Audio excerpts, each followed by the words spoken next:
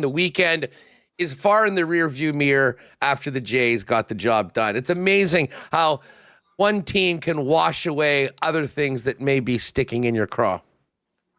Yeah, to be honest, I think Jake was so focused, so Jays heavy, that he really didn't actually care all that much about the Patriots. He was all in, all focused on the Blue Jays. But nonetheless, I think the wake-up call, not the worst thing possible for this Buffalo Bills team. But yeah, most of the focus this weekend over the past couple of days has been all Blue Jays. But on the note of Buffalo, maybe the Blue Jays' best player, Big Earn, proud member of Bills Mafia, he was unbelievable. So too many good vibes couldn't go to the 716. Oh my God, I could talk about Big Earn for the next 40 minutes, but we have picks to make. We've got to get to it, guys. Listen, we of course were with a big crew of Winnipeg Sports Talk listeners at the rink last night, so I wasn't able to watch the game. One thing that was quite clear was that I was 1 week early with my Cam Scatterboot touchdown prop. How he didn't score against New Orleans, but gets in for 3 against Philly, I don't know. But the Dart era, Pat, has started off pretty nicely. Big win. And listen, the other side of that, ugly afternoon or evening for the Philadelphia Eagles, who right now kind of just seem to be stuck in neutral after a 4-0 start, but one where they didn't really look the part of Super Bowl champs. Well, I think the writing's kind of been on the wall for this Eagles team. They've kind of got through just finding ways to win, really. When you look at the ways that they've won, they've been pretty much outgained, I think, in every single game, if not maybe one game where they weren't outgained. But just watching last night, man, just disgusting play call after play call. A couple of runs, a check down, and then it's a putt. Like, there was just no creativity, no real effort to get the ball down the field, especially when they were down multiple scores. Just a real head scratcher. But I tell you, this Giants team is a lot of fun with Scatterboot, with Jackson Dart, both those guys, reckless abandonment, just running head first into guys. They are such a fun team to watch. And you got to give kudos to that defense. They put a halt to anything that Saquon Barkley and Jalen Hurts or anything on the ground. A really, really nice, tidy performance from the Giants. Jake, what's your read on the Eagles right now after 2 straight losses? Yeah, I mean, I feels like they're just going through the motions right now a little bit, Huss. Like, they finally get A.J. Brown going, and, Dallas Goedert looked like he was having a pretty solid game. But I don't know, man. New York had the juice last night, and they really took it to them. That pick on that Eagles drive by Jalen Hurts was real ugly. I think that was like the ultimate turning point at the end of that game. I just kept waiting for the Eagles to, press down on the Giants and be like, hey, we're the better team. We're taking control of this game. And they never really did. And we saw what the final result ended up being last night. So I think the Eagles will be fine, but I think they're just a little stagnant, like I said, going through the motions right now and not really focusing on what it takes to win football games. All right, well, listen, let's get to it. 2-2 for Jake and Haas. Pat was 1-3. We don't need to relitigate the worst loss by any team in recent NFL history by the Arizona Cardinals last week, but they are on the list. And once again, if everybody is on one side of a game, folks, I'm just telling you right now, pick the other side. We purposely left the Jets off of the card last week. And listen, it wasn't just us. I could go down a long list of people that I've got a lot of respect for that love the Jets side. It was the Cowboys that got it done last week. But we move on from week 5. We have a full slate of games, some interesting ones. Jake, you're the clubhouse leader right now. Fire away with your first 2 spread picks for week 6 on WST Winners. Okay, let's roll. It's funny, Cost, you mentioned this team off the top there. I can't believe I'm doing this, but this spot, it just feels too good. I'm taking the Arizona Cardinals plus 7.5 and minus 110. It doesn't make a whole lot of sense to me that I would take the Cardinals in a spot like this, coming off what was a disgusting loss to the Titans, screwed me in Survivor. I'm absolutely so angry about how that played out. And they're playing the Colts this week, who have been absolutely rolling 4-1 off a huge 40-6 win over the Raiders. And I think it's just one of those spots where everyone and their mothers is going to be on the Colts this week. And I get it. I mean, you look at the two teams, you look at the way the last couple of weeks have gone. I understand why people would want to take the Colts, but I think this is a great opportunity to jump on the other side. And you listen, I know Kyler Murray, he's down right now with a foot injury. I think he's been a do not practice for 2 days now. It could end up being Jacoby Brissett, but I do think that Brissett factor is already baked into the number at a touchdown with the extra half there, the hook.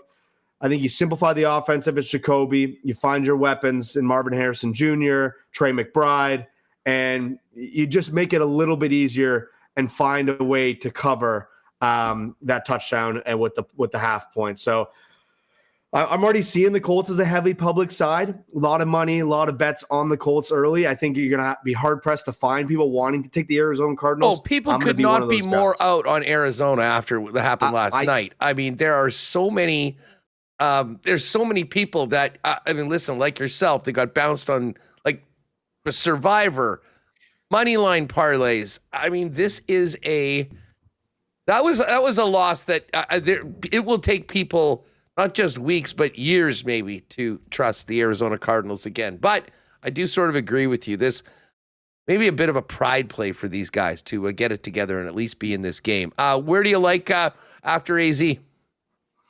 Yeah, listen, I've taken this team 2 straight weeks. They've covered for me in 2 straight weeks. And, it goes against Patty's rule a lot of the time, betting on your own team. But I'm going to bet on my own team once again, New England Patriots -3.5 against the New Orleans Saints.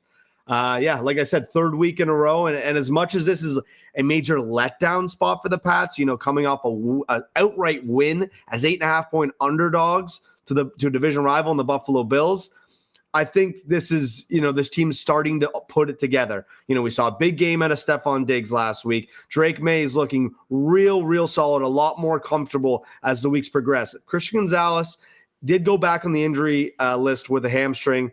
He was limited. So hopefully he's able to go. He's a big part of that secondary. It kind of evens everything out back there. He's a big quarterback in that defensive secondary. So I'm hoping he goes this week. But I did find some stats as well. After winning outright as a dog of 3+, Vrabel 13-9 against the spread in his next game. And after being a divisional opponent, he's 12-8 against the spread. So Vrabel's not much of a letdown guy. I think the Saints are an inferior opponent. I know they picked up, Rattler picked up his first NFL win last week against the Giants. But I think this is a spot New England can go into the Superdome and find a way to cover the 3.5. So give me the Pats for a 3rd straight cover this week. Yeah, listen, I got to admit, I'm thinking long and hard about potentially putting New England on my card as well. -3.5, and it's -101 right now as well. I'm not really buying the Saints despite that win that they got to begin the new month. But hey, credit to the Giants for coming back and playing a hell of a lot better last night against it. All right, I don't know what's up with Patty. We'll get him back in a minute, but let me go to my first play. The Cleveland Browns now move on from Joe Flacco, who will potentially be starting for the Bengals this week, which is absolutely nuts. But I'm going to his former team, the Cleveland Browns, led by Dylan Gabriel, on the road in the division at Heinz Field against the Pittsburgh Steelers, who, of course, just are coming off their bye after playing overseas. The number right now is 6 on this game, and this is a bet taking Cleveland on the Cleveland Browns defense, which has been phenomenal this season. When you think about how poor their quarterback play has been, the fact that the Browns have been in the games that they've been, have been able to win the games, and as I said, should have won week 1 against the Cincinnati Bengals. I'm just not really buying the Pittsburgh Steelers offense right now. And I do think that Aaron Rodgers will probably be able to find a way to win this football game, but I don't think it's going to be particularly high scoring.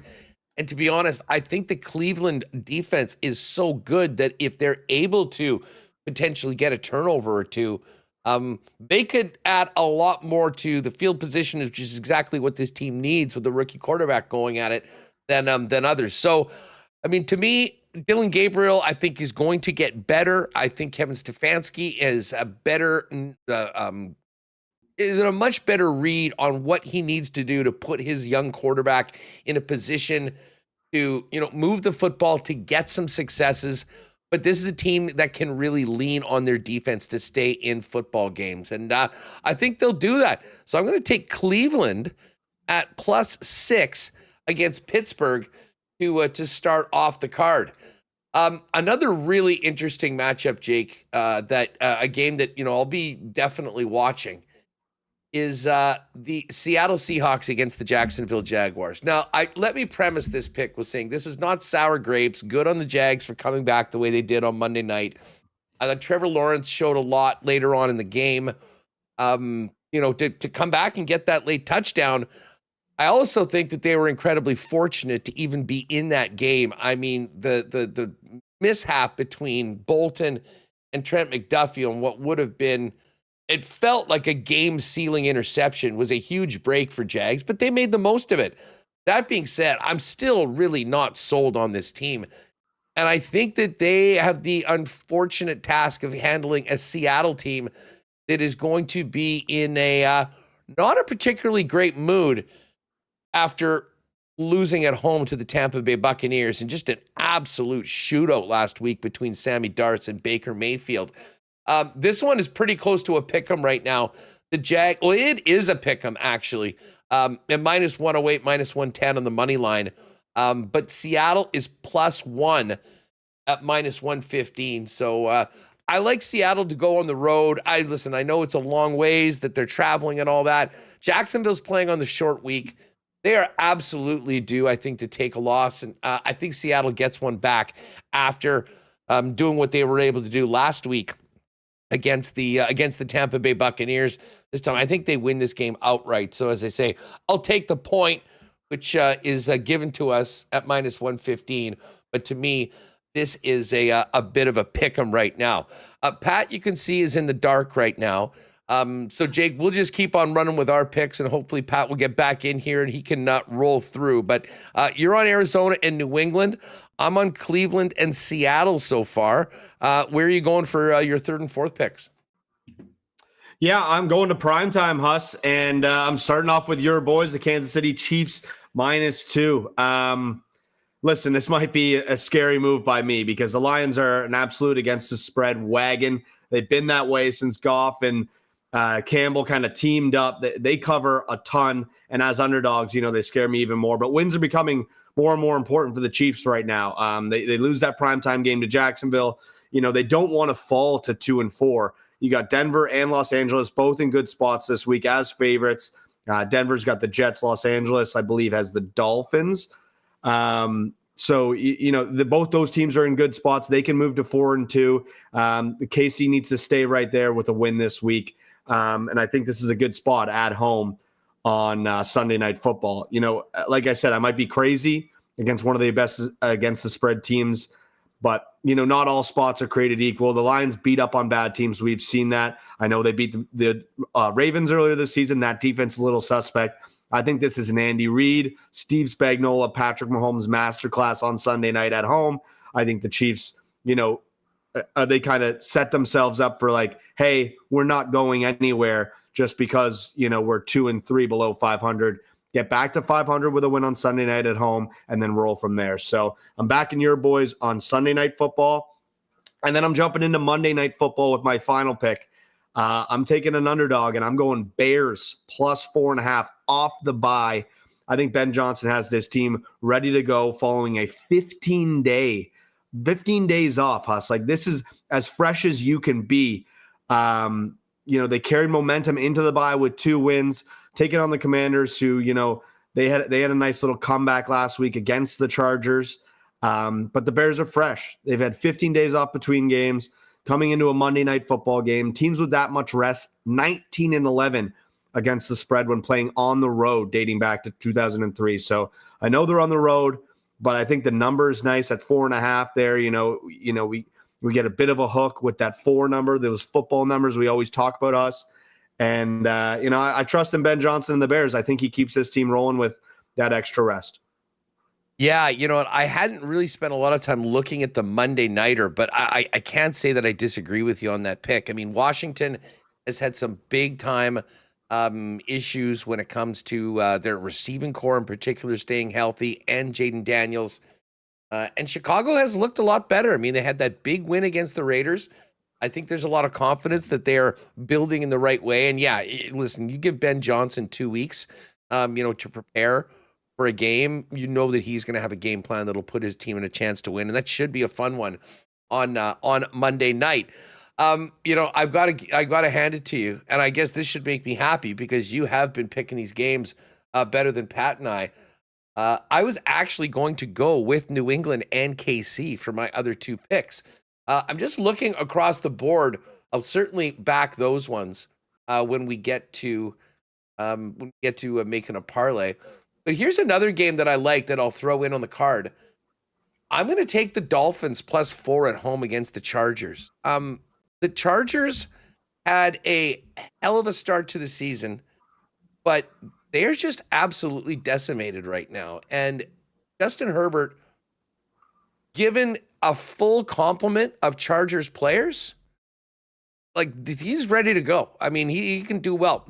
The minute they lost Rashawn Slater, they were in a tough spot. And now with Joe Alt down, this is just a completely different challenge for Justin Herbert to first and foremost stay upright long enough to get rid of the football. The Marion Hampton issue is not going to help things.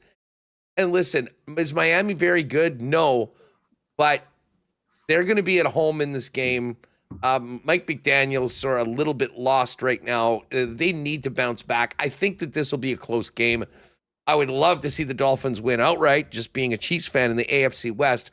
But I do think they can keep this one at least to within a field goal.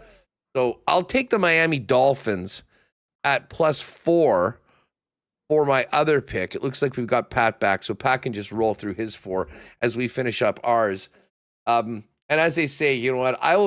I'll take the Patriots, which is my other pick. I love that one, even though I was going to take the Chiefs. Maybe I'll feel better if it's not technically on my card, but Jake has already picked it. And we went through that one. I mean, what can you say about Drake May and the performance of the Patriots? I mean, listen, it was pretty sloppy early on, but the Bills were equally as sloppy.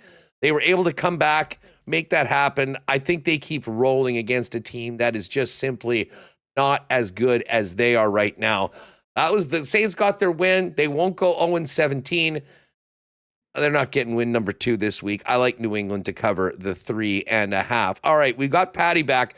Patty, just for a quick update, we went through our 4, so you can kind of quickly run down yours. Jake's on Arizona +7.5. We both like New England -3.5. Jake is on the Chiefs -2. I was going to pick that one. I went a different way. Chicago +4.5 from the Monday nighter. I'm taking Cleveland +6, Seattle +1, Miami +4 at home against the Chargers, and I'm laying the 3.5 with the New England Patriots. Bit of a rapid fire, but I know you got 4 picks lined up, so let's roll them. All right. Well, I'll go with a few here. We talked about, or Jake talked about Cardinals.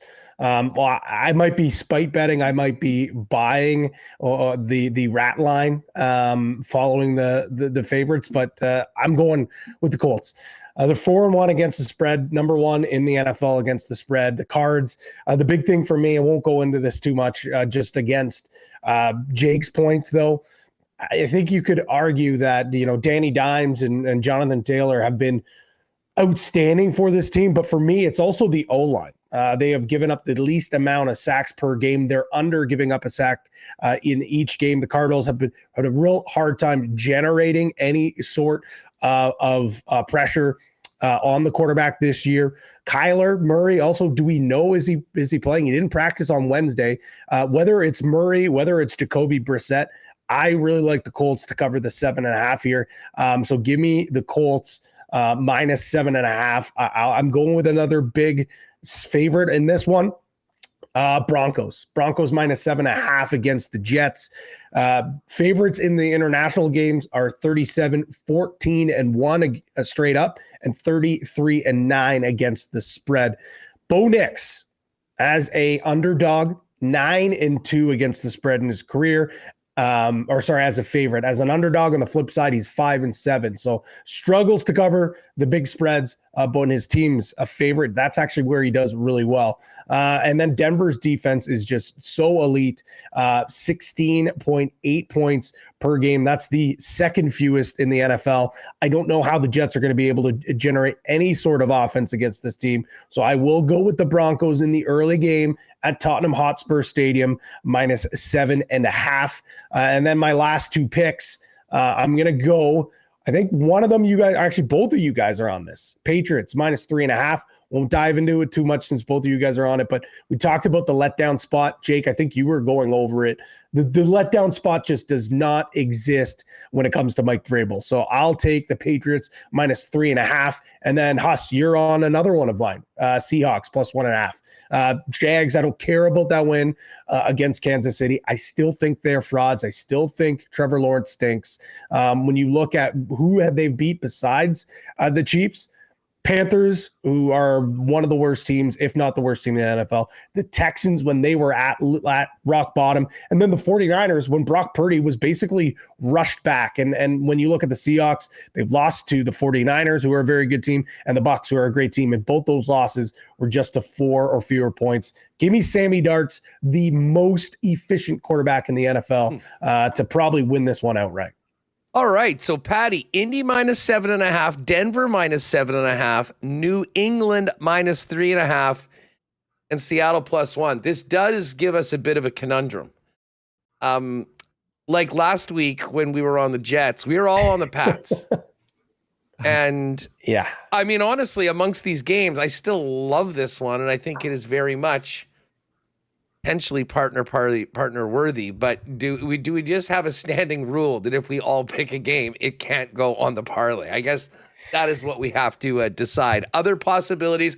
I love the fact that you're on the other side of that Arizona pick, because I don't think anything involving the Arizona Cardinals should be anywhere close to any combo that we put together after last week. I mean, I think that's so fair. Like, that's so fair. I don't think I would have been pounding the table for the Cards to be on the card, but I just think it's so ugly it just might work, Huss. You know, one of those ones, like, so ugly it just might work. You know, I mean, as I say, we'll see what happens with the quarterback situation, but again, it's probably one that we will stay away from. So listen, Pat and I are both on Seattle. We do have New England. I do like the Kansas City pick that Jake had. I mean, I would be there for that. Do we want to? I mean, you have the Monday nighter. Do we want to put a game that, you know, will last into Monday night, or other possibilities? Obviously, Pat's got the Denver play, and I've got Cleveland at +6 and Miami at +4. Pat, I mean, just looking at the other picks, like for myself and Jake, which ones are you thinking? Because as I say, both New England and Seattle very much a possibility for our combo. Huss, what was your option again? Can you tell me that one again? Well, I have Cleveland +6 at Pittsburgh. I have Miami +4 at home against the Chargers, the beat up Chargers. And then, as I say, we could take Seattle and New England and Kansas City. We could take Seattle, New England, and Chicago +4.5 on the Monday nighter. We could take. Okay, well, I want your, especially Jake, bias aside, obviously, because, you know, Haas, I know where you're leaning that game. Jake, I know you said you like the Chiefs. Like, this obviously seems like this is the biggest rat line in the history of rat lines, right? Like, I think that the books are begging us to take Detroit with the points. I just feel like that's what they're trying to do. Detroit is absolutely banged up on defense. The Chiefs are coming off a really disappointing loss against probably in a team that they probably should have beat in the Jags. And the offense is starting to come alive for this Chiefs team. So I think if I had to choose, I would lean Chiefs. Huss, that was almost on my card. The other one that was almost on my other card, though, too, was the Browns. I do like that spot. But then again, I told myself, Steelers, either for or against, they were not going to be featured on my card because I've just fully suspended them because I can't get a proper read on this team. Jake, what do you think? Do we want to go? Well, do we want New England on this? We could go Kansas City, Seattle, Cleveland. and then just not put in the Patriots that we have all picked based on what happened last week with the Jets. Yeah. Or we could take Chiefs, Seattle, New England. Which one? What do you like better? I mean, we avoided the 3-man lean last week with the Jets. We were right to do that because the Jets stunk. I think we keep the Pats off the card. Yeah. Just bet that one as a single, and we roll. I think we roll though. If we're rolling Chiefs, I think we just roll at money line. I know it's -2, but I think that's just a game the Chiefs have to win. It's a parlay that's getting boosted anyways. So just a thought there. You know, we get Seattle up to like +1.5, Chiefs on the money line. And then I like the Browns, what, +6.5? I like that. Yeah. I mean, here's something that I'm going to say, what if we take it to 7.5? 7.5 is -147.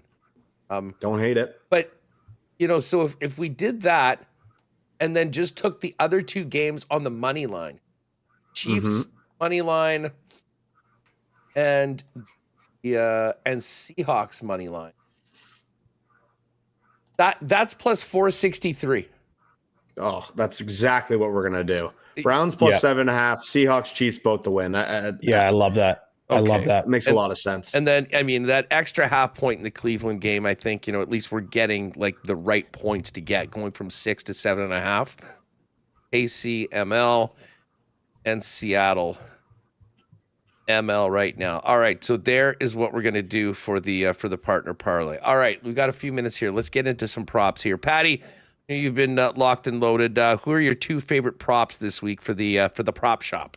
Death, taxes, and Pat Gregoire taking a quarterback rushing prop on this program. It worked last week with Drake May. It's been working almost automatically. I think it's like 4 for 1, or 4 for 1, maybe not. I don't know. I'll have to go back and check, but I do know they're catching more than not. I'm going with Justin Herbert over 19.5 rushing yards.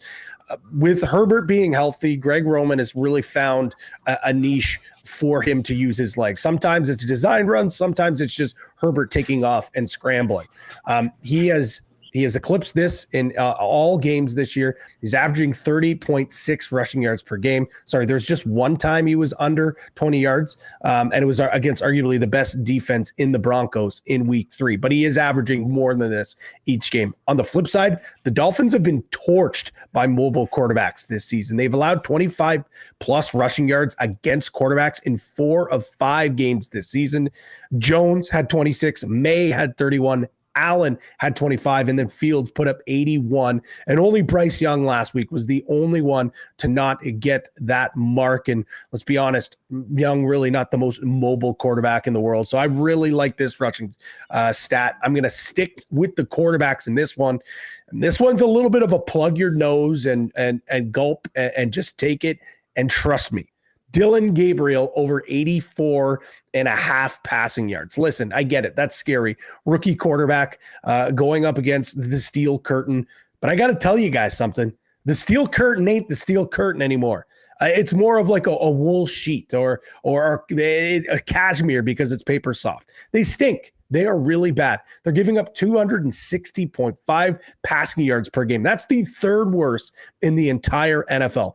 Every single quarterback this year has cashed their passing prop through 4 games, including Carson Wentz last week, who put up 350 passing yards.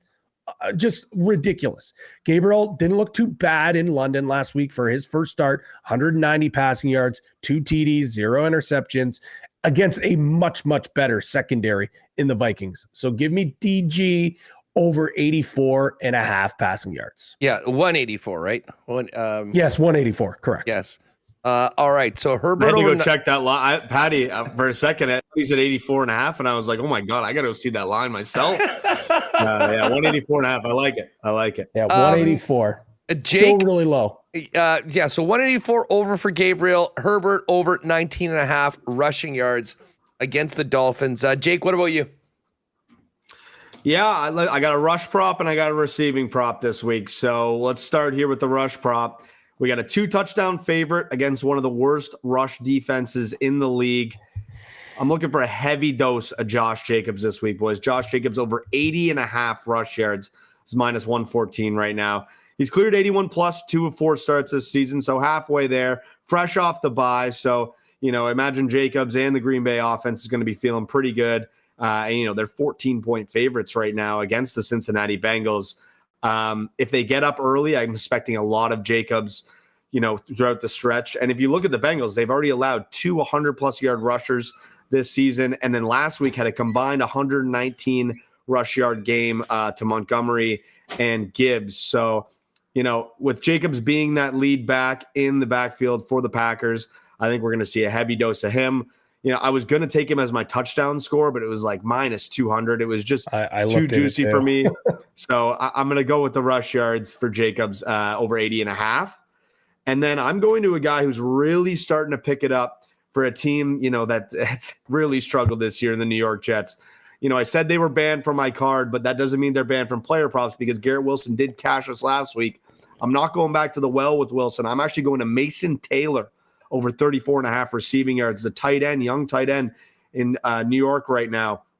He's been a big-time secondary weapon for the Jets in the last 2 weeks. The number 2 receiver behind Wilson in 2 straight weeks with 60-plus yards in both of those games. And his targets have climbed every game this season. He had 1 target in week 1, 2 in week 2, 6 in week 3, 7 in week 4, and then 12, a season high last week in week 5. It's a tough Denver secondary there. I think Garrett Wilson's going to get a lot of attention. Who does Justin Fields look to next in his reads? It's going to be Mason Taylor. And I think that number at 34.5 is really, really reasonable. You look at his receptions total, 4+ receptions is minus 164. So if he's catching 4 balls this week, I'm going to be pretty comfortable with him over 35 yards. So Mason Taylor, 34.5 over receiving yards this week. Love it. All right. I am going to go to my guy, Patrick Mahomes. And listen, Mahomes it has just looked like a different quarterback now with the addition of Xavier Worthy into the offense, and it's only going to be getting better finally next week when Rashee Rice comes off the suspended list and can actually join the Chiefs. The number, Mahomes is coming off a season high 300-plus yard passing game against the Jacksonville Jaguars. And make no mistake about it, he is going to need every single yard if they want to beat the Detroit Lions, and this will be a desperate team to do it. Detroit's got a banged-up secondary, and here's the other thing. Detroit's got a great front, and the Chiefs' running game is just not in a place right now that they can really rely on it.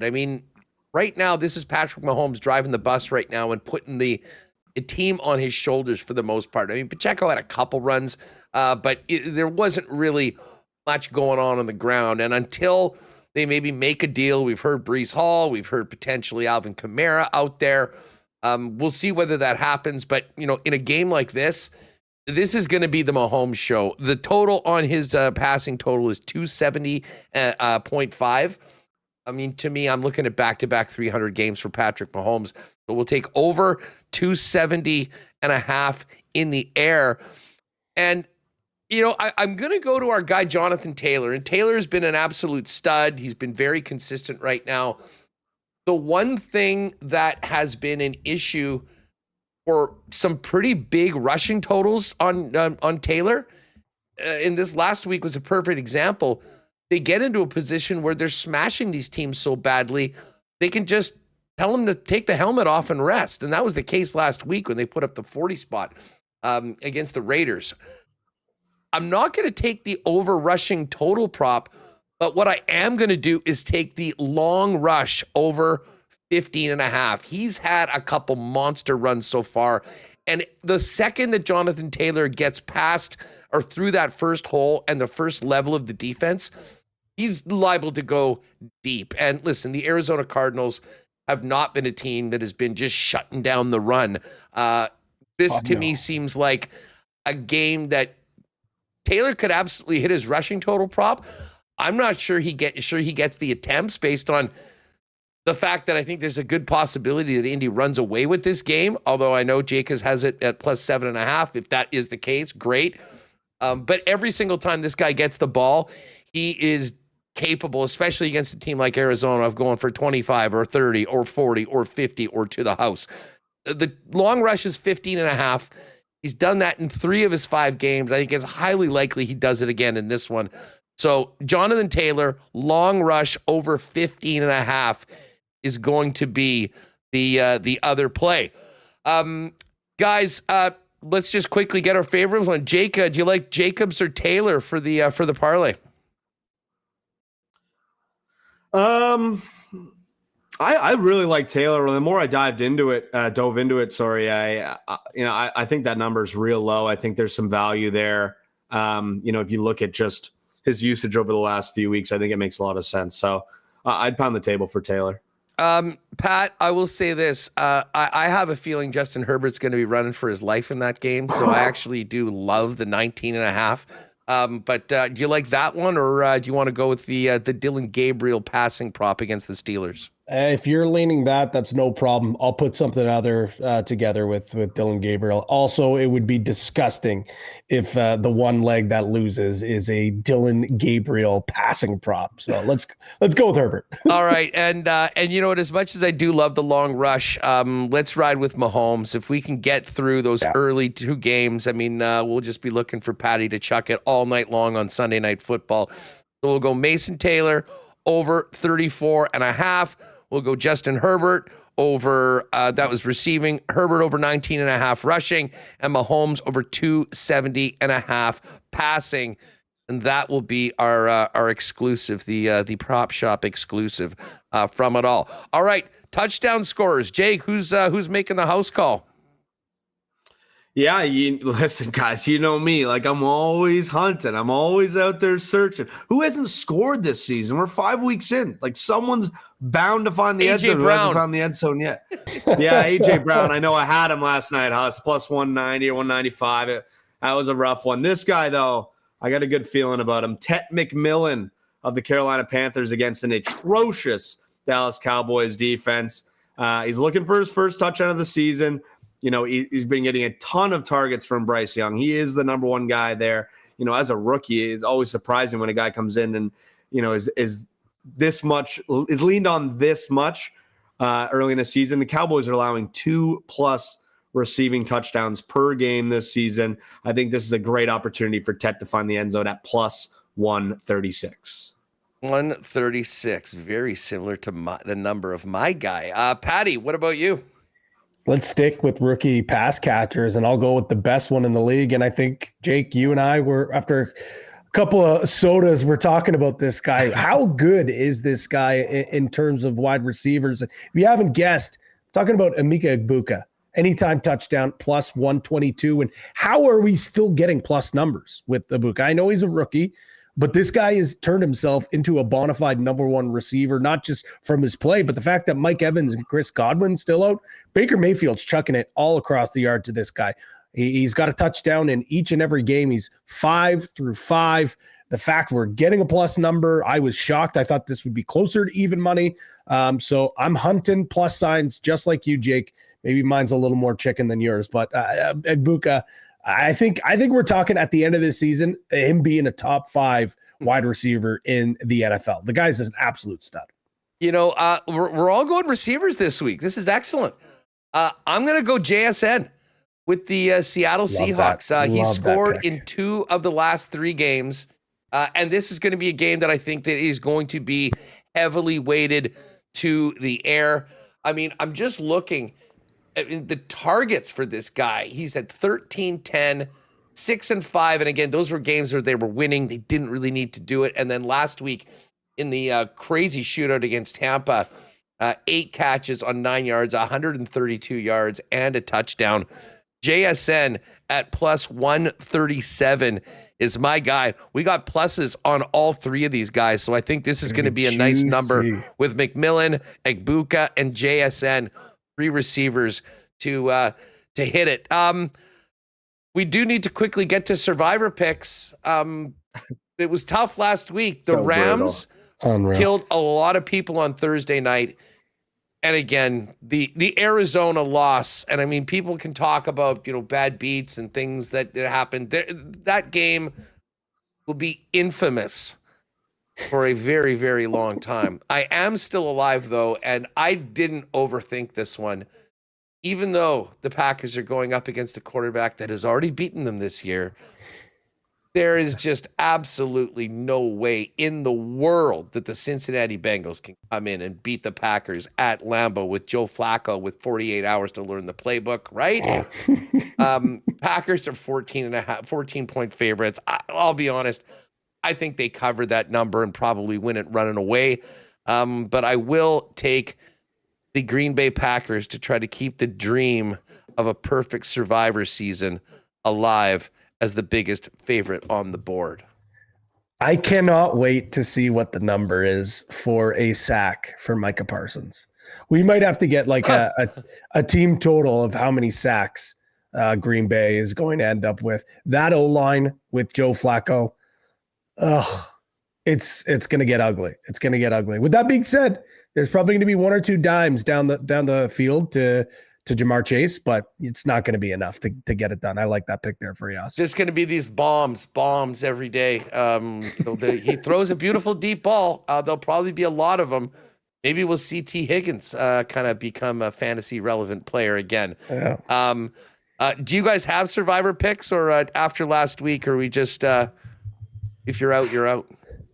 Yeah, I mean, I'm out. I can't believe the Cardinals knocked me out, especially the way that game went. Like, unbelievable. You should have heard me. Like, Patty was there watching me watch the disgusting. game, and we had this our new guy Finn is like, I don't even know. He had this like crazy bet on like some random Tennessee guy. And every time he'd be screaming the guy's name, and I'm like, Finn, shut up. Like, I'm trying to win a football game here. Stop rooting on the guy I've never heard of before. So it was pretty funny. Yeah, like that would have been one we needed some cameras on us. I'm with you though, Huss. I think this week would have been Green Bay. It makes too mumuch sense off the bye as well. And just as big of a favorite as they are. So yeah, I'd probably be rolling with you there. I hate that I'm out. All right, guys. So listen, we will get these up in the next little bit over in the combo cards. The partner parlay is going to be Seattle money line, Kansas City money line, and Cleveland. We're going to buy 1.5 to get it to plus 7.5, and that will end up on the other side of 5-1. The player props, which will all likelihood be in the exclusives. Mahomes over 270.5 passing, Herbert over 19.5 rushing, Mason Taylor over 34.5 receiving, and the TD prop will be JSN, Emeka Mbuka, and Tet McMillan all to score touchdowns. I don't even know what that number is going to be, but I'm just looking at going to be nice plus numbers. It's going to be so good. It's going to be so good, especially when it wins. Boys, that's going to do it. Pat, I know we'll tee up the weekend. You're going to jump on WST a little later on. Yep. Check on the Jays vibes. And of course, game 5 tonight between Seattle and Detroit. So we'll do that a little bit later on WST. But otherwise, folks, get on over to Coolbet. We've just hit all the lines are live. These parlays will be up with a nice boost a little bit later on after we finish the show. And then we'll be back at it after hopefully a Thanksgiving weekend that we have much to be thankful for next week when we do the Week 7 edition of Picks and WST Winners. Jake, Patty, you guys have a great Thanksgiving. Let's get some wins and eat some turkey and have a great. This sports weekend is awesome. I mean, the worst thing about it is actually finding time for that Thanksgiving dinner, to be perfectly honest. Like, yeah. Chiefs Lions on Sunday night. I think no matter what, the Jays are going to be playing on Monday. Whether it's game 1 or game 2, I guess remains to be seen. No, it's Jays Sunday, Huss. 8:00. First game's already locked in Sunday. Oh, I thought that if Detroit won, it was Monday. That's awesome. I think it's the time. The only difference is the time, depending on who wins. Perfect. So we'll have Sunday and Monday. No matter what, game 1 Sunday. So. Well, and of course, check out the exclusives and at Coolbet. There'll be a ton cooking for the Blue Jays series. And our series parlay is still alive, but we're going right down to game 5. We need the Brewers. We need the Mariners. We'll have one game 5 tonight, one tomorrow, which should be a lot of fun. Boys, have a great weekend. Good luck on the picks. Patty, we'll talk to you on WST a little later on. Thanks to everyone that joined us live in the chat and live on X as well.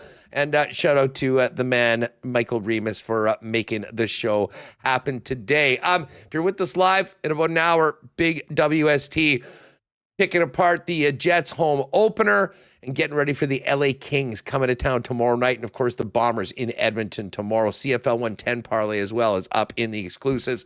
For Jake and Pat, I'm Huss. Good luck with your bets this weekend, folks, and we'll see you later on WST. Thanks for hanging.